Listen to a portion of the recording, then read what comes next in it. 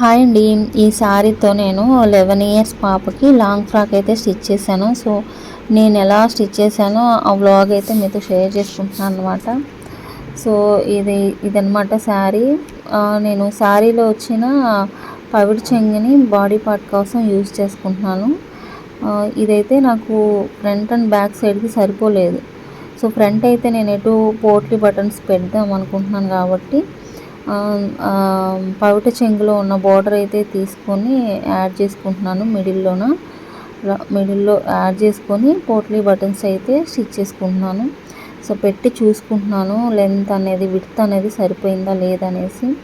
So చూసుకున్నాక నేను ఇలా sides add చేసి పోట్లీ బటన్స్ స్టిచ్ చేశాను అనమాట.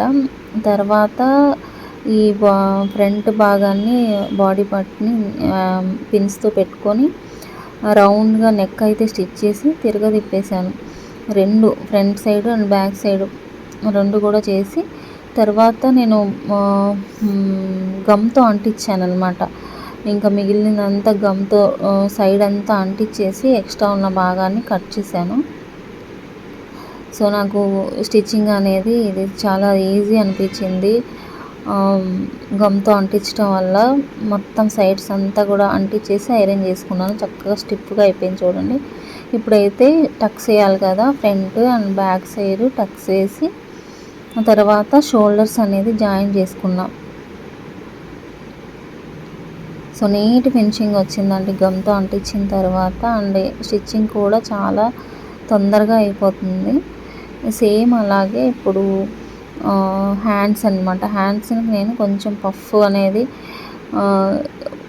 కట్ చేసుకున్నాను అనమాట, పఫ్ హ్యాండ్స్ లాగా. ఇది కూడా బోర్డర్ సైడ్లో స్టిచ్ చేసి తిరగతిప్పి తర్వాత గమ్తో అంటించి ఐరన్ చేసి ఎక్స్ట్రా ఉన్న క్లాత్ అంతా కూడా కట్ చేసుకున్నాం.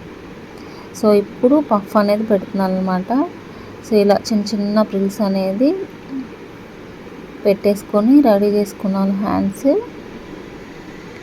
సో ఇప్పుడు షోల్డర్స్కి ఈ హ్యాండ్స్ అనేది జాయిన్ చేసుకోవాలి. ఇక్కడ నేను హ్యాండ్స్కి క్లాత్ అయితే నాకు లెంత్ సరిపోలేదండి. సో నేను కొంచెం బోర్డర్ అనేది యాడ్ చేసుకున్నాను చూడండి, అక్కడ జాయింట్ కనిపిస్తుంది కదా.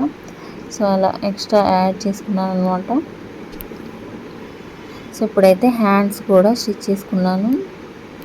సో బాడీ పార్ట్ అయితే రెడీ అయిపోయింది. ఇది వచ్చి సింపుల్ డిజైన్ అండి, చాలా సింపుల్ అండ్ ఈజీగా. సో గమ్ పెట్టి అంటించడం వల్ల ఇంకా ఈజీ అయిపోయింది అనమాట. ఇప్పుడు వచ్చేసి ప్లెయిన్గా ఉన్న క్లాత్ని అలాగే శారీలో వచ్చిన కొంగు భాగాన్ని కట్ చేసిన తర్వాత ఈ మిడిల్లో ఉన్న బాడీ పార్ట్ అంతా కూడా 4 మీటర్స్ వచ్చింది నా క్లాత్. ఆ 4 మీటర్స్ కూడా నేను ప్రిల్స్ కింద పెట్టేశాను. నేనైతే ఇక్కడ పిన్స్ అనేది పెట్టుకున్నాను అనమాట. సో బాడీ పార్ట్ లెంత్ ఎంత ఉందో చూసుకొని అంతవరకు ప్రిల్స్ అనేది పెట్టుకున్నాను. సో ఇది నాకు ఈజీ అనిపించింది. సో ప్రిల్స్ పెట్టుకొని ఫ్రంట్ అండ్ బ్యాక్ సైడ్ కూడా స్టిచ్ చేసుకున్నాం. తర్వాత లైనింగ్ అనేది 2 సైడ్స్ కూడా అటాచ్ చేశాను, పైనుంచి అటాచ్ చేశాను అనమాట. సో అప్పుడు మనకి లోపల స్టిచ్చింగ్ అనేది ఆ పీస్లు అనేవి పోకుండా చక్కగా నీట్గా ఉంది చూడండి లోపల వైపు. సో ఇప్పుడైతే అటు సైడ్ ఇటు సైడ్ జాయిన్ చేసుకోవాలి. ఈ శారీ అయితే మాత్రం ఫ్రిల్స్ భలే చక్కగా పడినాయండి. ఐరన్ చేస్తే ఎలా ఉంటుందో ఫోల్డింగ్ అలా వచ్చిందనమాట. నీట్గా ఎలా పెడితే అలా సెట్ అయిపోయినాయి ఫ్రిల్స్ అనేది. సో ఇటు సైడ్ అటు సైడ్ జాయిన్ చేసిన తర్వాత ఫ్రాక్ అనేది ఇలా రెడీ అయిపోయింది సింపుల్గా. అండ్ చాలా నీట్ ఫినిషింగ్ వచ్చింది చూడండి. 4 మీటర్స్ పెట్టాను కదా, ఫుల్ గ్యారా వచ్చింది. డ్రెస్ మీకు ఎలా అనిపించిందో కూడా కామెంట్ చేయండి.